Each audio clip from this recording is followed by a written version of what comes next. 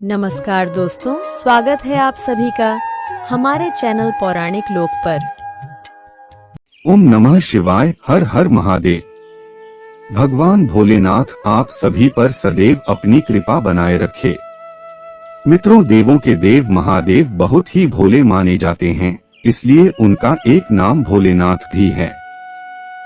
पौराणिक मान्यतानुसार भगवान शंकर को प्रसन्न करने के लिए किसी भी तरह के खास विशेष पूजन की आवश्यकता नहीं होती, क्योंकि कहा जाता है कि वह अत्यंत ही भोले हैं और अपने भक्त की मन से की गई क्षणिक मात्र की भक्ति से ही वह प्रसन्न हो जाते हैं। इसी प्रकार से कई भक्त शिव जी की कृपा पाने के लिए सोमवार का व्रत और पूजन करते हैं। सोमवार के व्रत को लेकर मान्यता है कि इस व्रत को करने से भगवान शिव अपनी भक्तों के मन की कामना जल्दी ही पूरी करते हैं। मित्रों, यदि आप भी सोमवार का व्रत करते हैं और भगवान भोलेनाथ को विशेष कृपा पाना चाहते हैं, तो आपको भी सोमवार व्रत की कथा पढ़ना या सुनना बेहद ही जरूरी है, क्योंकि ये मान्यता है कि इस कथा के बिना सोमवार का व्रत पूर्ण नहीं होता है। तो चलिए मित्रों, माता पार्वती और भगवान भोलेनाथ के चरण कमलों का ध्यान करते हुए सुनते हैं सोमवार व्रत की बहुत ही सुंदर कथा।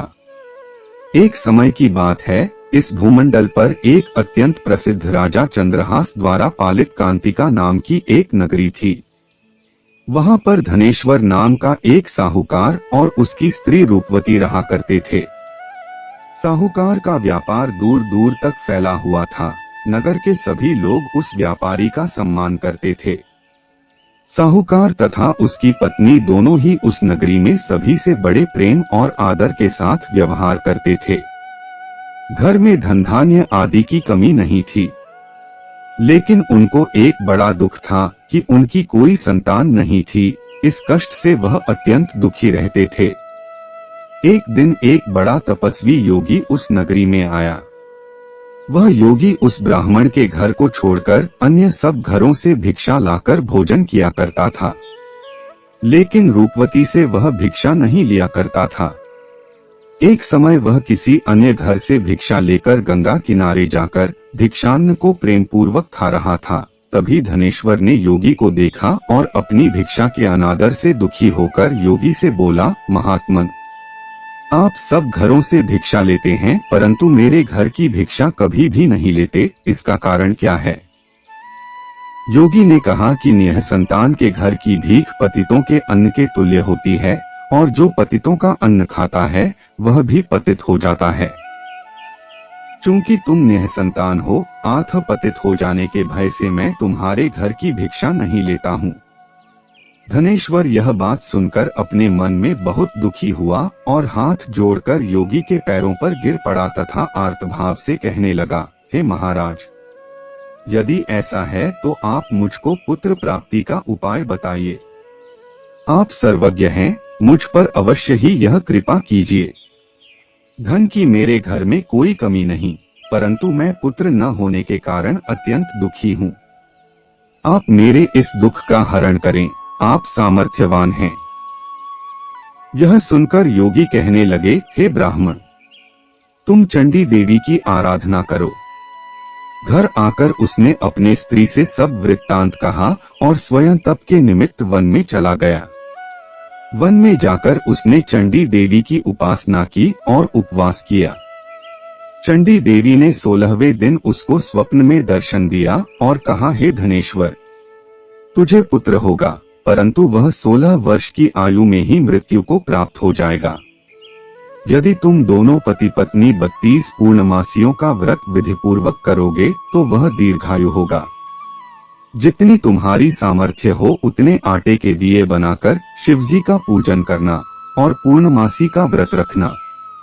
प्रातः काल होने पर इस स्थान के समीप ही तुम्हें एक आम का वृक्ष दिखाई देगा। उस पर चढ़कर एक फल तोड़कर शीघ्र अपने घर चले जाना और अपनी स्त्री से सब वृत्तांत कहना। जब वह श्री शंकर जी का ध्यान करके उस फल को खा लेगी, तब भगवान शंकर की कृपा से वह गर्भवती हो जाएगी। जब वह ब्राह्मण प्रातः काल उठा तो उसने उस स्थान के पास ही एक आम का वृक्ष देखा जिस पर एक आम का फल लगा हुआ था। उस ब्राह्मण ने उस आम के वृक्ष पर चढ़कर उस फल को तोड़ने का प्रयत्न किया, परंतु कई बार प्रयत्न करने पर भी वह वृक्ष पर न चढ़ पाया। तब उस ब्राह्मण को बहुत चिंता हुई और वह विघ्न विनाशक श्री गणेश जी की वंदना करने लगा और बोला, हे दयानिधे, अपने भक्तों के विघ्नों का नाश करके उनके मंगल कार्य को करने वाले, दुष्टों का नाश करने वाले, रिद्धि सिद्धि को देने वाले, आप मुझ पर कृपा करके इतना बल दें कि मैं अपने मनोरथ को पूर्ण कर सकूं। इस प्रकार गणेश जी की प्रार्थना करने पर उनकी कृपा से धनेश्वर वृक्ष पर चढ़ गया और उसने एक अति सुंदर आम का फल देखा। उसने विचार किया कि जो वरदान से फल मिला था वह यह है और कोई फल दिखाई नहीं देता। उस धनेश्वर ब्राह्मण ने जल्दी से उस फल को तोड़कर अपनी स्त्री को लाकर दिया और उसकी स्त्री ने अपने पति के कथनानुसार उस फल को खा लिया। इसके पश्चात वह गर्भवती हो गई। देवी जी की असीम कृपा से उसे एक अत्यंत सुंदर पुत्र की प्राप्ति हुई, जिसका नाम उन्होंने देवीदास रखा।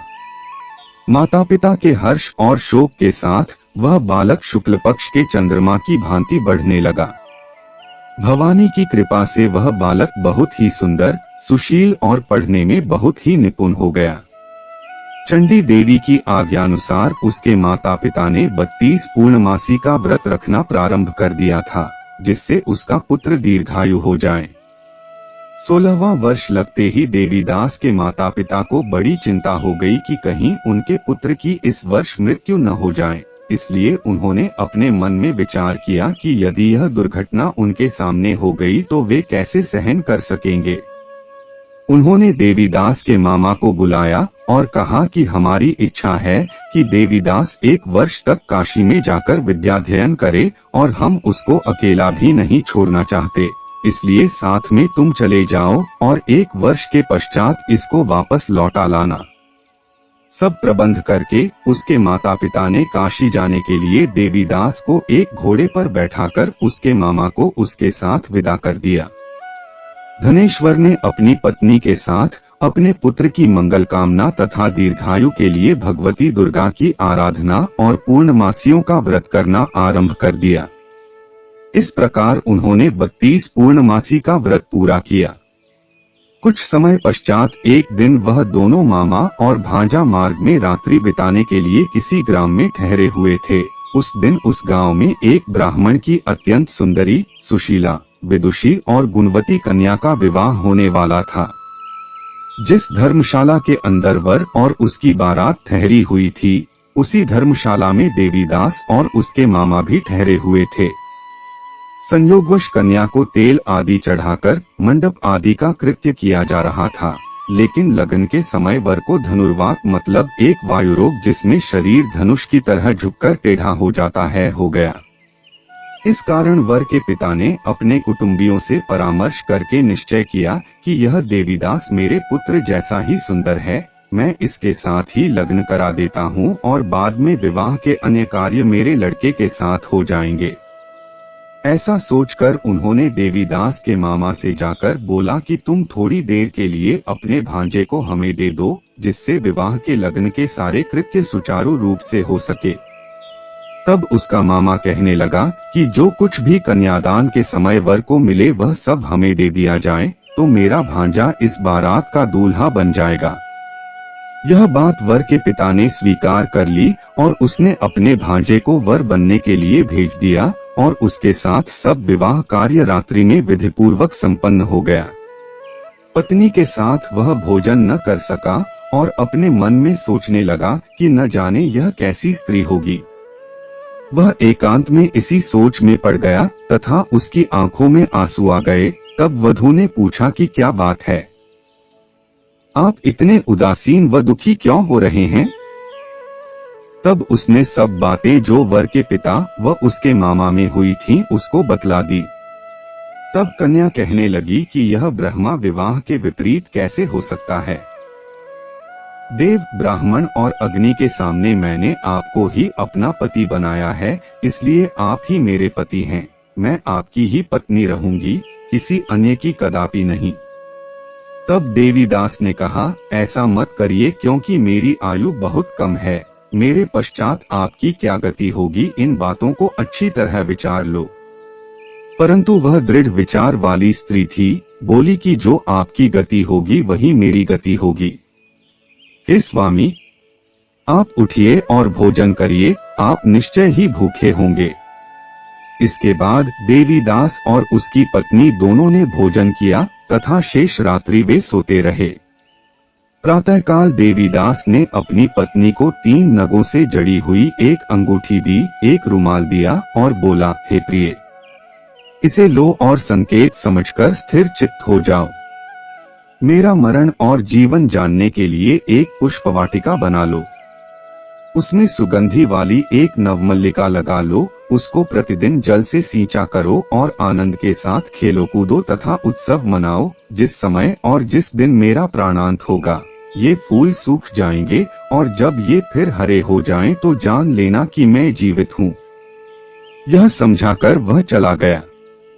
प्रातः काल होते ही वहाँ पर गाजे बाजे बजने लगे और जिस समय विवाह के कार्य समाप्त करने के लिए वर तथा सब बाराती मंडप में आए तो कन्या ने वर को भली प्रकार से देखकर अपने पिता से कहा कि यह मेरा पति नहीं है, मेरा पति वही है जिसके साथ सत्र में मेरा पाणिग्रहण हुआ था, इसके साथ मेरा विवाह नहीं हुआ है। यदि यह वही है तो बताए कि मैंने इसको क्या दिया। मधुपर्क और कन्यादान के समय जो मैंने भूषणादि दिए थे उन्हें दिखाए तथा रात में मैंने क्या गुप्त बातें कही थीं, वह सब सुनाए। पिता ने उसके कथनानुसार वर को बुलवाया गया। कन्या की यह सब बातें सुनकर वह कहने लगा कि मैं कुछ नहीं जानता। इसके पश्चात लज्जित होकर वह वहां से चला गया और सारी बारात भी अपमानित होकर वहां से लौट गई। भगवान श्री कृष्ण बोले, हे माता, इस प्रकार देवीदास काशी विद्याध्ययन के लिए चला गया।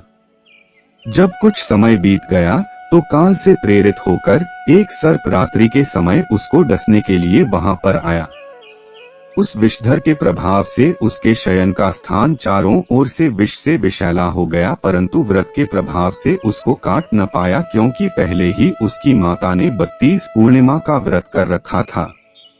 इसके बाद मध्याह्न के समय स्वयं काल वहां पर आया और उसके शरीर से उसके प्राणों को निकालने का प्रयत्न करने लगा, जिससे वह मूर्छित होकर पृथ्वी पर गिर पड़ा।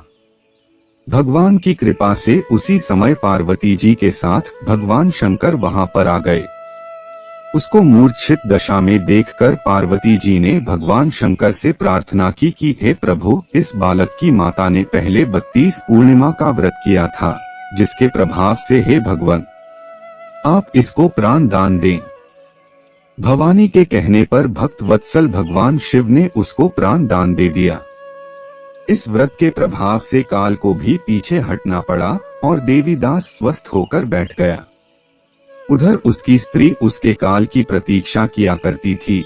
जब उसने देखा कि उस पुष्प वाटिका में पत्र पुष्प कुछ भी नहीं रहे तो उसको अत्यंत आश्चर्य हुआ, और जब वह वैसे ही हरी भरी हो गई तो वह जान गई कि वह जीवित हो गए हैं। यह देखकर वह बहुत प्रसन्न मन से अपने पिता के कहने लगी कि पिताजी, मेरे पति जीवित हैं, आप उनको ढूंढना शुरू करें। जब 16वां वर्ष व्यतीत हो गया तो देवीदास भी अपने मामा के साथ काशी से चल दिया। इधर उसके ससुर उसे ढूंढने के लिए अपने घर से जाने वाले ही थे कि वह दोनों मामा भांजा वहां पर आ गए। देवीदास को आता देखकर उसका ससुर बड़ी प्रसन्नता के साथ अपने घर में ले आया। उस समय नगर के निवासी भी वहां इकट्ठे हो गए और सबने निश्चय किया कि अवश्य ही इसी बालक के साथ इस कन्या का विवाह हुआ था। उस बालक को जब कन्या ने देखा तो पहचान लिया और कहा कि यह तो वही है जो संकेत करके गया था। तदुपरांत सभी कहने लगे कि भला हुआ जो यह आ गया, और सब नगरवासियों ने आनंद मनाया। देवीदास इसके बाद अपनी पत्नी और मामा को लेकर वहां से अपने माता पिता के पास आने को चल दिया। उसके ससुर ने भी उसे बहुत सारा धन और दहेज दिया। इधर साहूकार और उसकी पत्नी भूखे प्यासे रहकर बेटे की प्रतीक्षा कर रहे थे। उन्होंने प्रण कर रखा था कि यदि उन्हें अपने बेटे की मृत्यु का समाचार मिला तो वह भी प्राण त्याग देंगे। उसी रात को भगवान शिव ने साहूकार के स्वप्न में आकर कहा कि साहूकार, मैंने तेरी भक्ति और सच्ची श्रद्धा से प्रसन्न होकर तेरे पुत्र को लंबी आयु प्रदान की है, इसलिए अब तू निश्चिंत हो जा। सुबह जब साहूकार का पुत्र अपने घर की तरफ चल रहा था तो उसके माता पिता को लोगों ने खबर कर दी और कहा कि तुम्हारा पुत्र देवीदास अपनी पत्नी और मामा के साथ आ रहा है। ऐसा समाचार सुनकर पहले तो उन्हें विश्वास नहीं हुआ, लेकिन जब देवीदास आया और उसने अपने माता पिता के पैर छुए तो देवीदास के माता पिता ने उनका स्वागत किया, आरती उतारी और दोनों को अपने सीने से लगा लिया। दोनों के आने की खुशी में धनेश्वर ने बहुत सारा धन, दान, दक्षिणा आदि ब्राह्मणों को दी। इसी प्रकार जो कोई भक्त भगवान भोलेनाथ को सच्चे मन से पूजा अर्चना करता है और सोमवार व्रत करता है तो भगवान भोलेनाथ की कृपा से उसके सभी दुख दूर होते हैं और सभी मनोकामनाएं पूर्ण होती हैं और उसका सदा ही कल्याण होता है। तो बोलिए मित्रों, हर हर महादेव, जय शिव शंभू, जय भोलेनाथ।